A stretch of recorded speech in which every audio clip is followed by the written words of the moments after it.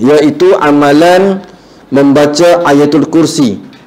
Ayatul kursi setiap kali selepas solat dan sebelum tidur. Ini amalan tuan-tuan. Pada malam ini kita nak tengok sikit ringkas tentang amalan membaca ayatul kursi. Ini kita nak tengok malam ni, insya-Allah. Fadilatnya Sayyidina Ali bin Abu Talib berkatanya, aku tidak mendapati seorang lelaki yang lebih mengetahui Islam ataupun dilahirkan sebagai seorang Islam, iaitu pada waktu tidur malamnya, kecuali dia membaca ayat ini, Allahu la ilaha illa huwal hayyul qayyum, hinggalah akhirnya. Kemudian dia berkata, kalaulah kamu mengetahui apakah ia atau apa yang ada padanya, nescaya kamu tidak akan meninggalkannya walau apapun keadaan sekalipun.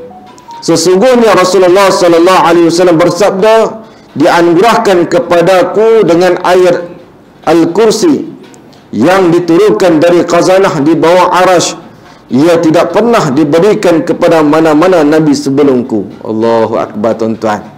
Tak ceritanya, ringkasannya di sini, tuan-tuan, besarnya fadilat daripada membaca ayatul kursi. Ayatul kursi, tuan-tuan, kita baca ada dua tempat. Yang pertamanya, baca ayatul kursi ini dibaca setelah habis solat fardu. Macam tadi imam kita pimpin baca ayatul kursi, alhamdulillah semua pakai ikut baca. Itu fadilat cukup besar. Apa dia fadilat dia, tuan-tuan? Orang yang mana baca ayat kursi ini, maka diberikannya, dan barang siapa yang baca ayat kursi setiap kali selesai solat fardu. Selesai solat fardu tu, dalam keadaan dia berzikir, la ilaha illallah wa la syarikalah, sampai habis 10 kali maghrib, 10 kali waktu subuh, maka disambung lagi Allahumma ajirna minan nar, Allahumma ajirna minan nar 7 kali. Allahumma antas salam, lepas Allahumma antas salam dia baca Al-Fatihah, lepas Al-Fatihah dia baca ayatul kursi.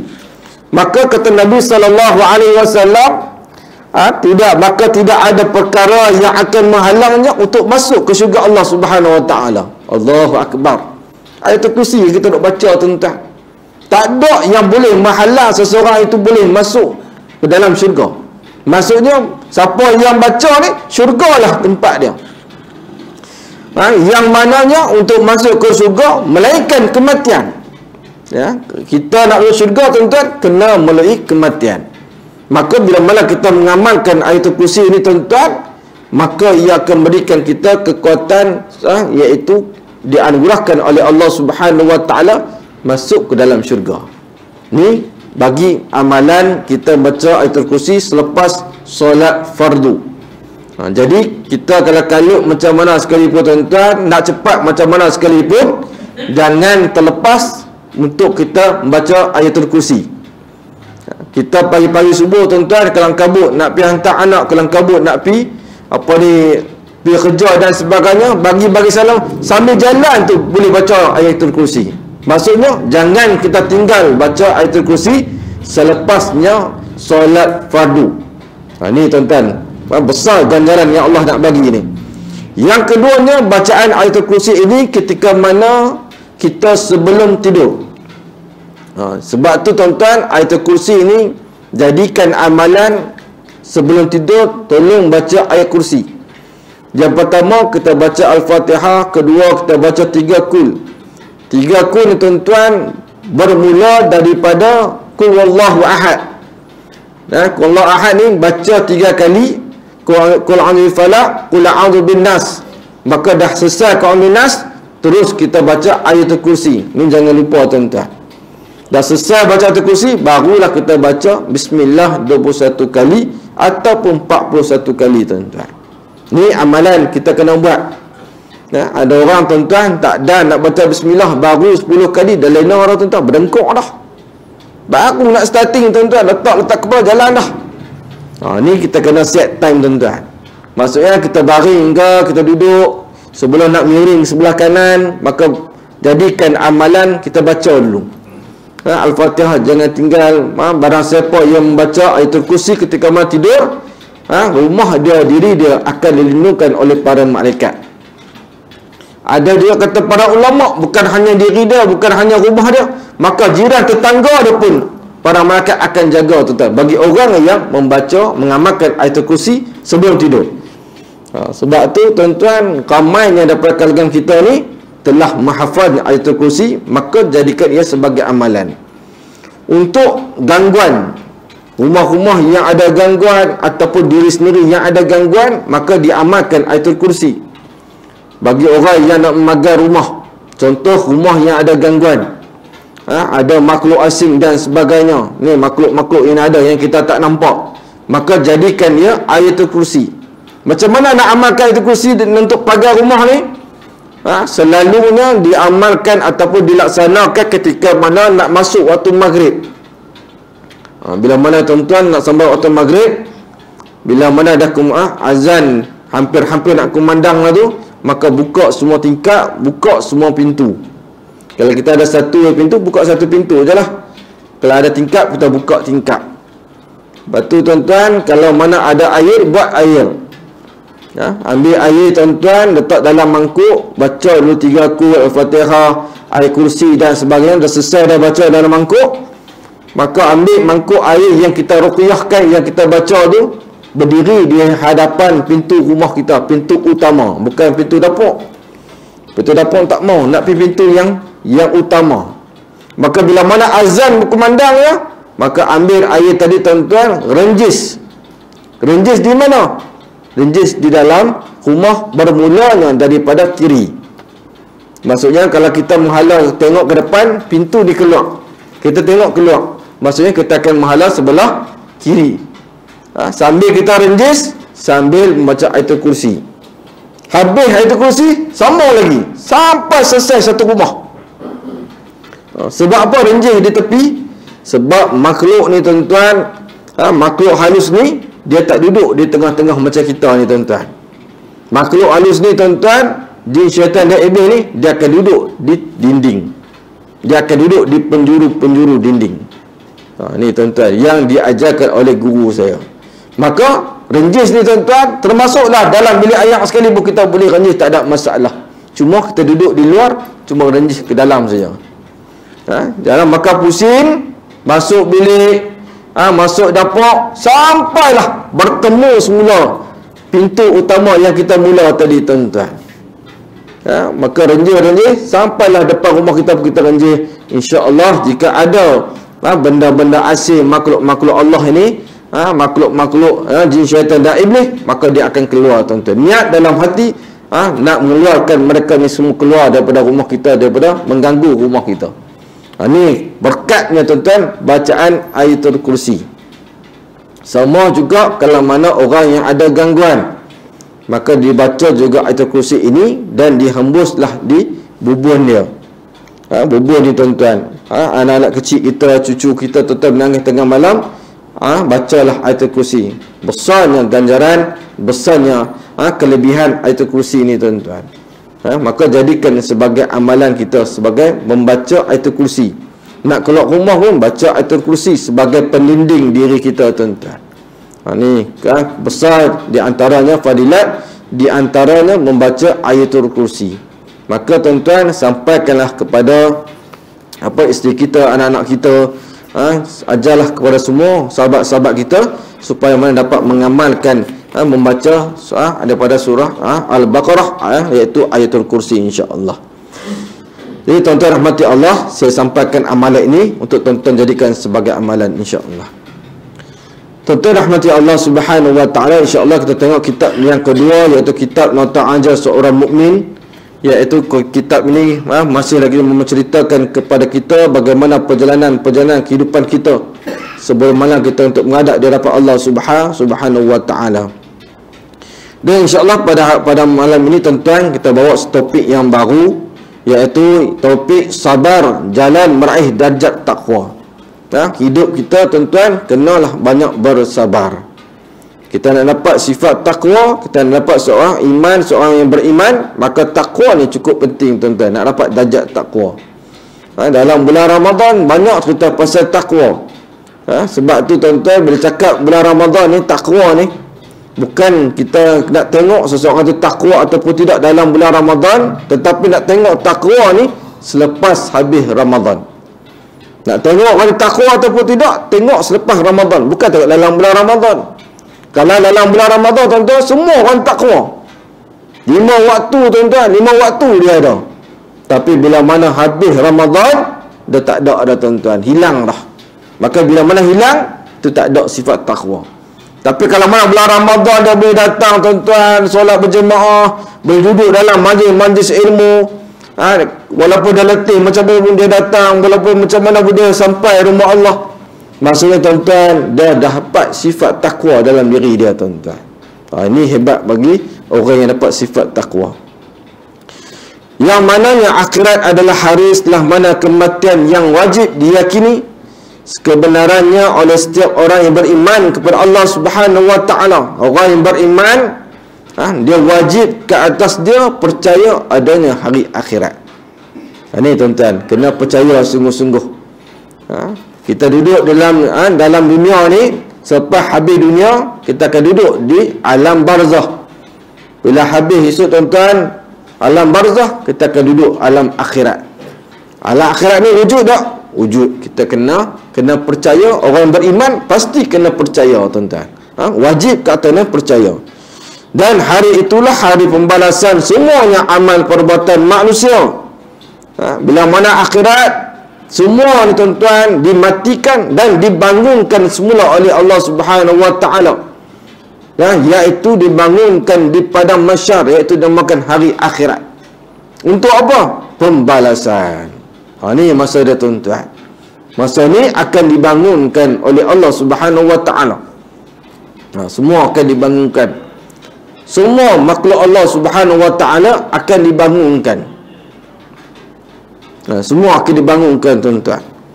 Dan hari pertengahan yang paling sempurna, hari ini, yang mananya diperlihatkan semuanya perbuatan yang tersembunyi sewaktu di dunia. Hari yang pada waktu itu orang-orang yang berdosa akan berkata dengan penuh penyesalan. Semua akan dibangunkan dan dibangunkan oleh Allah Subhanahu wa taala. Masa itulah ramainya daripada kalangan-kalangan kita akan rasa penyesalannya. Akan ditayangkan semula dosa-dosa yang kita buat dan akan dipertayangkan apa dia amal ibadah kita masa di atas muka bumi ni. Masa inilah, tuan-tuan, barulah kita akan diperlihatkan. Kadang-kadang ada dosa yang kita ketahui, ada dosa yang kita tidak ketahui, tuan-tuan. Kadang-kadang tunjukkan kita ibadah-ibadah, amalan-amalan yang kita buat, kita pun dah lupa dah, tuan-tuan. Allah tayang kita, hang pernah duduk dalam majlis ilmu pada sekian hari, tunjuk balik kita buat betul ke ni? Kita boleh tak ingat dah, tapi Allah tayangkan balik, tuan-tuan. Alhamdulillah, kalau mana benda tu benda yang baik. Tetapi yang paling takut, dosa yang Allah SWT tayangkan ke atas kita, kita pun tak tahu itu rupanya dosa rupanya. Selama kita mengumpat, tuan-tuan, kita mengkeji orang, kita mengata ke orang, rupanya itu dosa, kita tak perasan. Allah tayangkan balik ni, bulan fulan bin fulan, inilah dosa yang kau telah lakukan semasa hidup engkau di atas muka bumi ni. Allahu Akbar. Masa itulah barulah kita akan rasa penyesalan sangat-sangat, tuan-tuan. Ini, tuan-tuan, kita nak jaga. A'udzubillahi minasyaitanirrajim. Yaqulu ya laitani qaddamtu li hayati. Duhai, alangkah baiknya kiranya aku dahulu mengerjakan amal soleh untuk hidupku ini. Kita bercakap dengan Allah. Alangkah baiknya masa aku hidup dulu aku nak buat amal soleh. Masa tu, tuan-tuan, kalau nak mesai, tak akan dibalikkan semua di atas muka bumi ni. Dah hancur habis dah kita. Masa tu kita nak kesal sangat-sangat, tuan-tuan. Tak ada makna dah kita nak kesal. Nak minta Allah nak balik duduk dalam alam barzah. Berapa ramai daripada kalangan kita, tuan-tuan, duduk di alam barzah nak minta balik. Ya Allah, hidupkan aku semula, ya Allah. Aku nak buat amal soleh. Amal soleh apa? Aku nak perbanyakkan sedekah, ya Allah. Minta dengan Allah. Allah nak bagi balik dah. Allah tak bagi balik dah. Kita ni, tuan-tuan, alhamdulillah ni, malam ni pakat dapat kesedaran ni, tuan-tuan. Masih bernyawa, masih diberikan kekuatan oleh Allah Subhanahu wa taala, ada kekuatan boleh beribadah, guna sebaik-baik mungkin.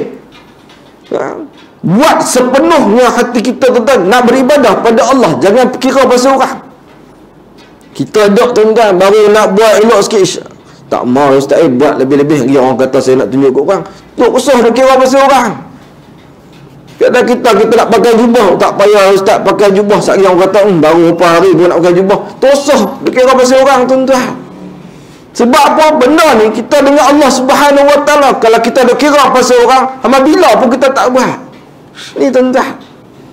Sebab tu kalau kita nak beribadah tuan-tuan, selagi boleh kita pulun sungguh-sungguh, selagi kita boleh. Selagi boleh kita berjalan mai surah ni, mai surah tuan-tuan. Duduk majlis ilmu ni bukan suruh bercakap, suruh duduk Tuan-tuan kalau tuan-tuan nak lena pun lena dah, tak ada masalah. Allah bagi pahala. Yang penting duduk dalam majlis ilmu. Berapa ramai tuan-tuan duduk tengah terbaring di atas katil lah ni. Kalaulah speaker dia kena dengar sampai luar tuan-tuan, dah menitikkan ayat mata dah. Sebab apa? Aku tak mampu dah nak main dengan kuliah, nak duduk dengan sahabat-sahabat aku. Berapa ramai tuan-tuan. Tak tahulah sini ada ke tak. Kalau tempat lain tuan-tuan, menangis ni terbaring atas katil ni, buka ni speaker kat luar, corong-corong speaker ni, dengar kat rumah menitik ayat mata. Aku tak mampu dah nak pergi, aku dah uzak dah, aku dah tak lakat dah. Tak ada siapa nak bawa aku main ke surau. Tapi kita tuan-tuan, alhamdulillah Allah bagi kesempatan lagi tuan-tuan. Boleh berjalan, ada yang main naik motor. Kadang-kadang dia main tujuan dia bukan nak main solat sangat, tapi dia nak main jumpa dengan kawan. Tak apalah. Satu hari tak jumpa dengan kawan, tak boleh. Dia kata aku lepas main Isya aku nak berkenal tarik. Tak apalah tuan-tuan. Yang penting jumpa dekat sini. Kadang-kadang nak dapat sifat ikhlas nak main solat ni susah tuan-tuan. Dia kena ada benda-benda yang lain, nak main jumpa kawan, nak bersembang dengan kawan, nak kongsi apa cerita dengan kawan. Tak apa, tak ada masalah. Lama-lama tuan-tuan, sifat keikhlasan tu akan hadir sendiri tuan-tuan. Yang penting jumpa dekat surau, main sembang dekat surau, tak ada masalah. Yang penting kita nak hidupkan suasana dalam rumah Allah Subhanahu Wa Taala. Sebab tu tuan-tuan, hidup kita di tuan-tuan, lebih-lebih lagi ibu-ibu dan ayah-ayah, mungkin ada yang telah bersara, pencen dan sebagainya. Apa lagi yang kita nak buat atas muka bumi ini? Apa lagi yang kita nak cari tuan-tuan? Inilah masa dah kita nak cari. Kadang-kadang saya berceramah dengan anak-anak muda kita tuan-tuan, mereka kata tak apa ustaz, kami ni masih muda. Yalah, memang muda. Ataupun adakah muda ni tak boleh berdirian, tak boleh mati, saya kata. Berapa ramai kawan-kawan saya tuan-tuan muda seumur dengan saya dah meninggal dunia.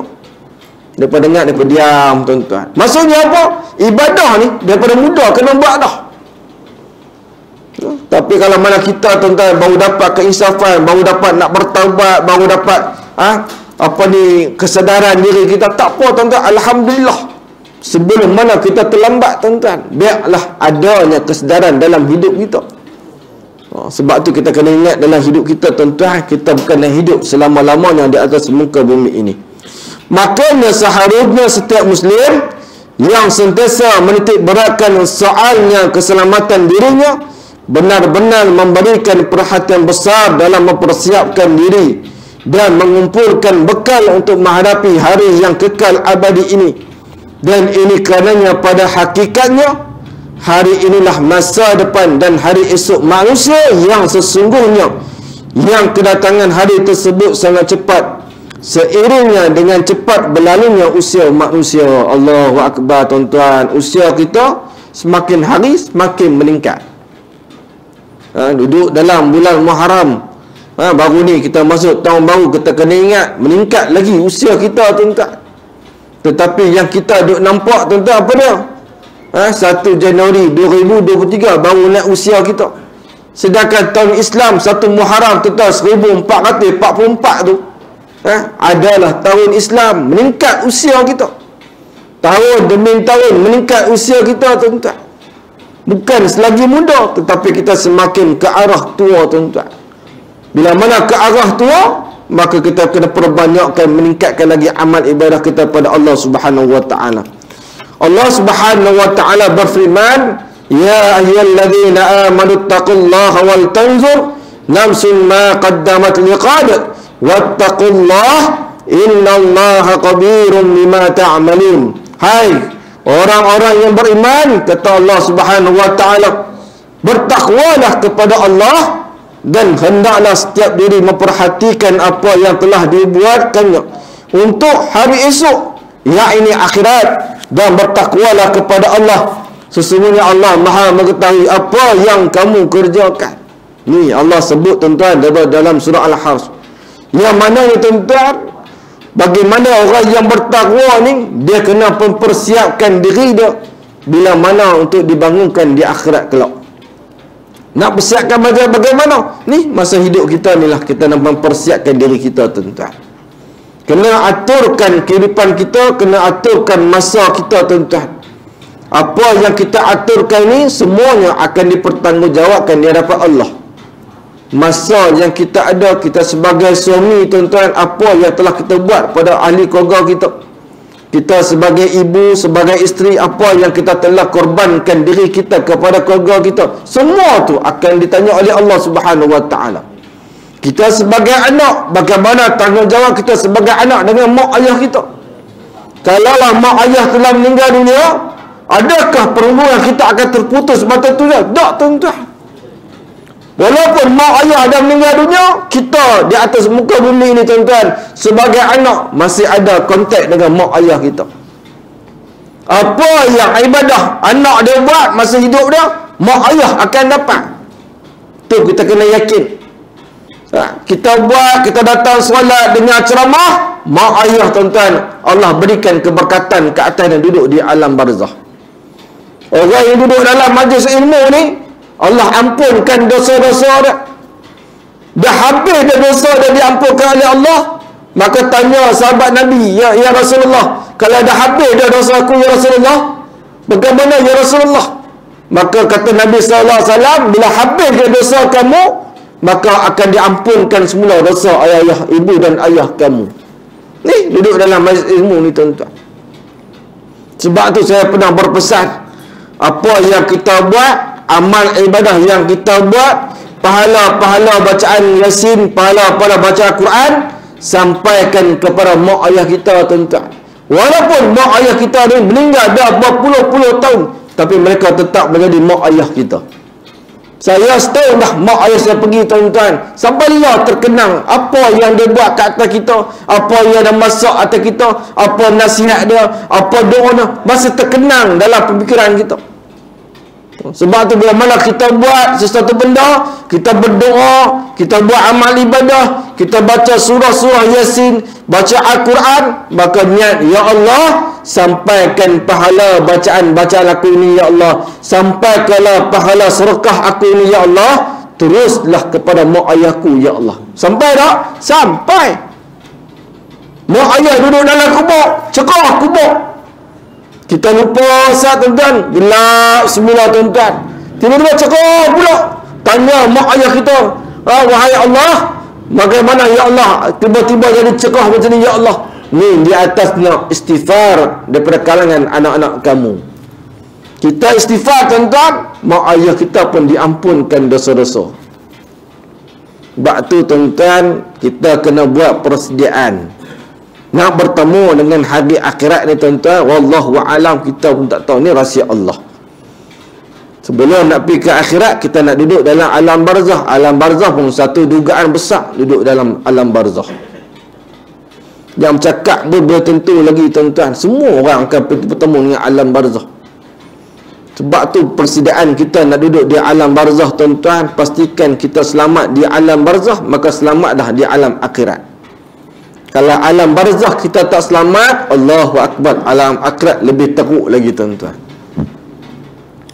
Dan sebaik-baik bekalan untuk perjalanan ke akhirat adalah takwa, yang bermaksudnya menjadikan pelindung antara diri seseorang hamba dengan sesaan dan kemurkaan Allah, yang mana dirisaukan akan menimpanya, iaitu dengan melakukan ketaatan dan menjauhi perbuatan maksiat kepadanya. Allahu Akbar.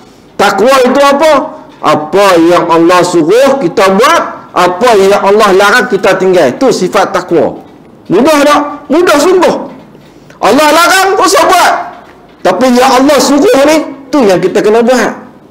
Allah suruh solat 5 waktu, solat 5 waktu. Kalau ada nak buat solat sunat, buat solat sunat. Sunat jangan tinggal, tuan-tuan.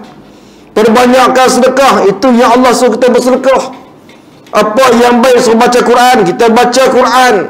Semua tu Allah akan bagi pahala. Tuan-tuan jangan risau. Tapi mana yang Allah larang main judi, minum arak, fitnah memfitnah, dengki mendengki, ya Allah tak suka, jangan buat. Baru dapat sifat takwa. Kita dak, tuan-tuan, kadang-kadang kita terbalik. Ada juga yang dah solat, dah apa semua, tapi masih fitnah memfitnah. Banyak tak? Banyak yang berlaku. Kadang-kadang orang tu tak kacau siapa pun, kita pergi kacau dia pun ada juga. Ini jenis manusia. Manusia ni, tuan-tuan, jenis yang perlu dapat perhatian Allah Subhanahu Wa Taala. Kita kena ingat, tuan-tuan, banyak-banyak percakapan kita biar berhati-hati dalam mana kita berbicara dengan seseorang. Fitnah ni, tuan-tuan, menjadi benda biasa pada sekarang ni. Lebih-lebih lagi dengan adanya media sosial dan sebagainya. Cukup banyak, tuan-tuan. Kadang-kadang bukan daripada kalangan orang biasa, ustaz-ustaz pun banyak fitnah memfitnah. Allahu Akbar, tuan-tuan. Ni yang kadang-kadang kita agak merisaukan. Sebab tu bila mana, tuan-tuan, kita bicarakan sifat sabar. Orang fitnah kita, kita sabar. Orang keji kita, kita sabar. Orang kutuk kita, kita sabar.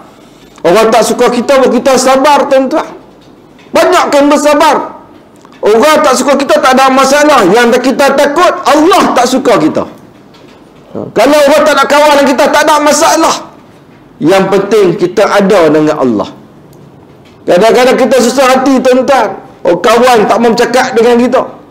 Kawan tak mau mencampur dengan kita. Kita pergi kenuri, dia pergi kali ikut lain, tak mau bercakap, kita dah susah hati dah. Sedangkan yang paling kita takut dan perlunya kita susah hati, kalau Allah tak nak pandang wajah kita, tuan-tuan. Allah tak mau tengok wajah kita. Kita berdoa kat tangan pun Allah tak terima doa kita. Ni yang kita takut.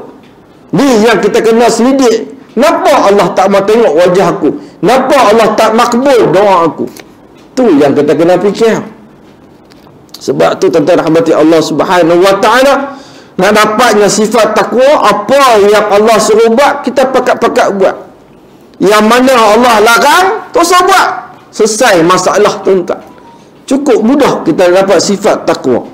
Dan makanya sesuainya dengan keadaan seseorang hamba di dunia dalam melakukan ketaatan kepada Allah Subhanahu Wa Taala dan meninggalkan perbuatan maksiat, dan begitu pula lah keadaannya di akhirat kelak. Semakin banyak dia berbuat baik di dunia, semakin banyak pula kebaikan yang akan diraih di akhirat nanti. Maksudnya semakin besar pula pulangannya untuk meraih keselamatan dalam perjalanannya menuju ke syurga. Allahu Akbar, tuan-tuan. Banyak perbuatan baik kita buat di atas muka bumi ini, maka lebih baiklah di akhirat kelak. Jalan nak menuju ke syurga Allah Subhanahu Wa Taala dipermudahkan oleh Allah Subhanahu Wa Taala dengan kebaikan yang kita buat. Sebab tu, tuan-tuan, hidup di atas muka bumi ni penat tak? Penat, tuan-tuan. Ni nak sembahyang penat tak? Penat. Nak berjalan mai penat tak? Penat. Ada orang nak puasa sunat penat tak? Penat. Tapi yang penat itulah akan diberikan ganjaran pahala di sisi Allah Subhanahu Wa Taala. Kita penat sekarang, tuan-tuan, kita akan berehat dan mudah di alam akhirat kelak, tuan-tuan. Siapa kata tak penat dunia ni, tuan-tuan? Penat. Saya pun penat. Tapi bila mana kita fikir, tuan-tuan, ada benda yang kita nak bawa, ada benda bekalan yang kita nak bawa suatu hari nanti, tuan-tuan, yang mana hidup kita yang kekal abadi. Dunia ni kekal abadi tak? Sementara, semata-mata. Katanya para ulama, manusia ni duduk di atas muka bumi ini sebagai musafir. Apa maksud musafir? Duduk sementara, saya, tuan-tuan. Tu kata ulama. Kita musafir, balik ke Melaka, balik ke Johor, musafir 3 hari, batal balik ke Kuala Lumpur, itu musafir. Musafir maksudnya boleh berpindah pergi satu tempat, patah balik, tuan-tuan. Tapi yang dunia ni musafir juga. Tapi kalau kita pergi ke alam akhirat, pergi ke alam barzah, kita tak akan patah balik dah di atas muka bumi ni, tuan-tuan. Dan kita sering diingatkan di dalam kehidupan, agar sentiasa meningkatkan rasa takwa kepada Allah Subhanahu wa taala, tingkatkan iman kita, tingkatkan takwa kita pada Allah Subhanahu wa taala. Dan takutnya kepada nerakanya, tetapi dalam masa yang sama kita mengharapkan keredaan dan syurganya. Kita takut neraka Allah. Dia nampak neraka Allah, kita dengar cerita neraka Allah bagaimana orang kena bakar, makan daging sendiri, otak ni dia bakar dan sebagainya, tuan-tuan. Maka kita takut, kita tinggalkan perkara yang Allah tak suka.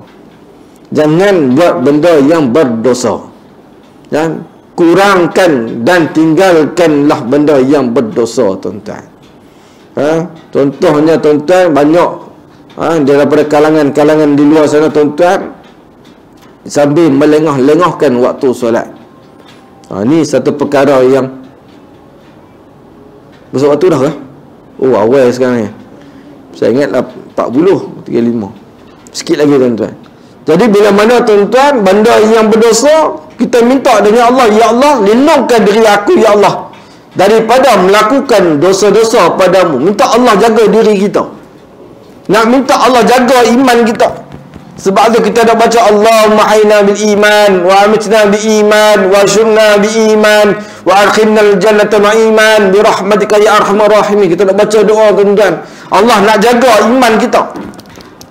Bila mana kita beriman, Allah lindungkan kita daripada melakukan kejahatan. Allah jaga hati kita, Allah jaga diri kita, tuan-tuan. Sebab tu kita doa, ya Allah, lindungilah diri aku, ya Allah, daripada godaan syaitan. Syaitan kerja dia apa? Kerja dia nak ganggu manusia, nak menyesatkan manusia. Syaitan berjanji dengan Allah, ya Allah, aku akan sesatkan manusia sepanjang hidup dia, sampailah di akhir nyawa dia. Tu syaitan yang kerja, tuan-tuan. Dia akan kacau kita, dia akan ganggu kita, tuan-tuan, sampai kita di saat sakaratul maut, dia akan datang bertemu dengan kita. Ni syaitan yang kerja. Masa tu kalau mana iman kita tak kuat, takwa kita tak ada dalam diri kita, masa tu kalau kita dah lemah, Allahu akbar wa na'udzubillahi min dzalik. Minta Allah jauhkan kita, tuan-tuan. Dari tuan-tuan rahmati Allah Subhanahu wa taala, maka kita pertingkatkan takwa kita kepada Allah Subhanahu wa taala. Kita teruskanlah, tuan-tuan, mencarinya redha Allah Subhanahu wa taala. Yang mana, tuan-tuan, nak dapatnya redha Allah ini, kita kena pertingkatkan ilmu dalam diri kita. Kita berakhlak mulia, berilmu, maka, tuan-tuan, insya-Allah kita akan dapat yang dikatakan jaran takwa dalam di sisi Allah Subhanahu wa taala, insya-Allah.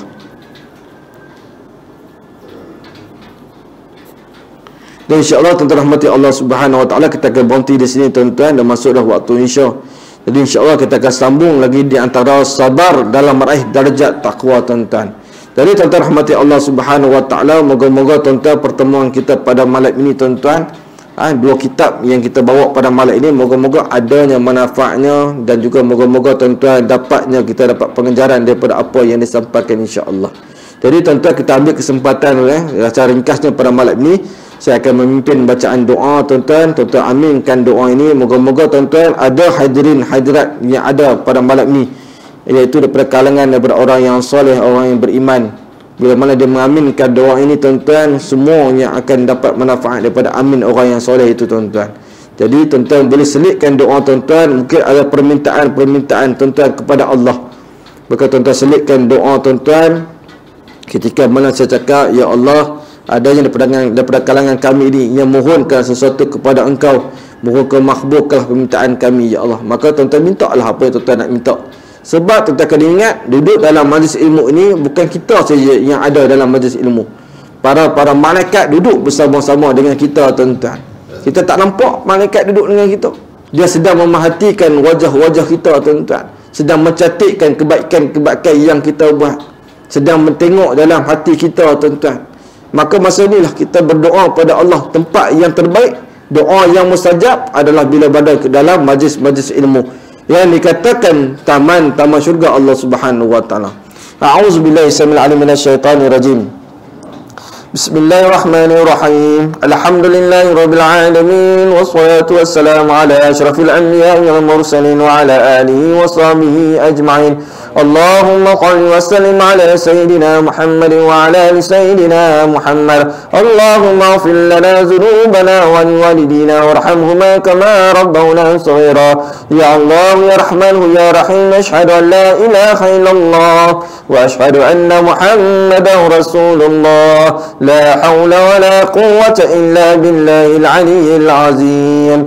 Iyyaka na'budu wa iyyaka nasta'in. Iyyaka na'budu wa iyyaka nasta'in. Iyyaka na'budu wa iyyaka nasta'in. Min syarri ma khalaq ya hayy ya qayyum ya zal jalali wal ikram. Ya Allah ya Rahman ya Rahim, pandanglah wajah kami ya Allah, rahmatilah kehidupan kami ya Allah, muliakan kehidupan kami ya Allah. Ampunkanlah dosa-dosa kami ya Allah, dosa-dosa yang kami ketahui ataupun dosa yang kami tidak ketahui ya Allah, dosa-dosa yang lalu ataupun dosa-dosa yang akan datang ya Allah. Gugurkanlah dosa-dosa kami ya Allah, lindungilah diri kami daripada melakukan dosa-dosa kepadamu ya Allah. Rahmatilah kehidupan kami, rahmatilah usia kami ya Allah, dan panjangkan usia kami dalam rahmatmu ya Allah. Allahumma ya Allah, ampunkanlah dosa ibu dan ayah kami ya Allah, ampunkanlah dosa-dosa mereka ya Allah, kasihanilah mereka ya Allah, lapangkan kubur mereka ya Allah, tempatkanlah mereka bersama orang-orang yang saleh ya Allah. Allahumma ya Allah, terangilah kubur mereka ya Allah, jadikanlah liang kubur mereka ya Allah daripada taman-taman syurgamu ya Allah.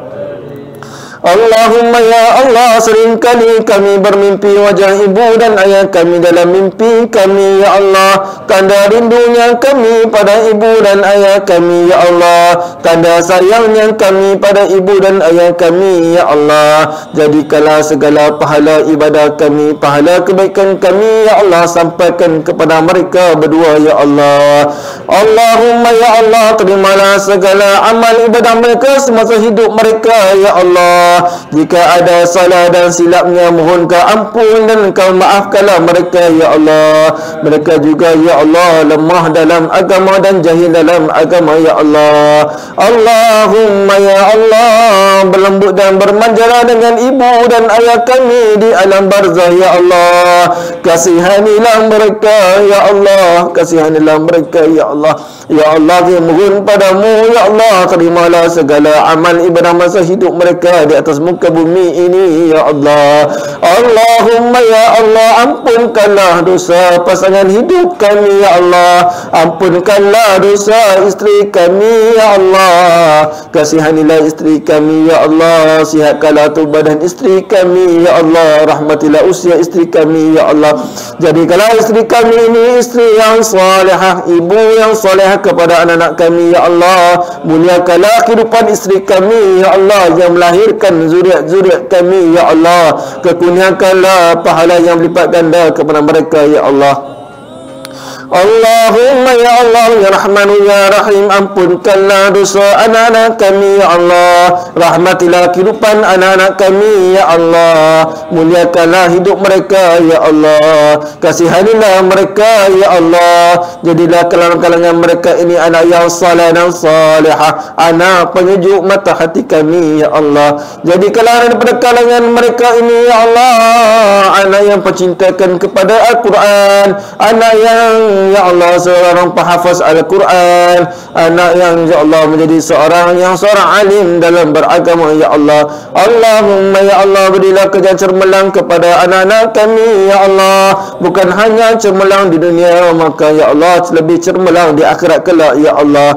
Ya Allah, kami mohon padamu ya Allah, yang hadirnya pada malam ini diberikan kerahmatan kepada kami ya Allah. Ada yang daripada kalangan kami ya Allah yang sedang uzur, maka kau sihatkanlah tubuh badan keadaan kami ya Allah. Ada yang sedang berhajat ke sesuatu kepada Engkau ya Allah, mohon Kau makbulkanlah hajat kami ya Allah, Kau perkenankanlah hajat kami ya Allah, Kau angkatlah doa kami ini ya Allah, Kau makbulkanlah hajat kami ini ya Allah. Ada yang daripada kalangan kami yang sedang kesempitan rezeki, mohon ya Allah Kau lapangkan rezeki kami dan memudahkan rezeki kami ya Allah. Ada yang sedang bersedih hati ya Allah, maka ya Allah kurniakan kami berita-berita gembira ya Allah. Rabbana zalamna anfusana wa in lam taghfir lana wa tarhamna lanakunanna minal khasirin.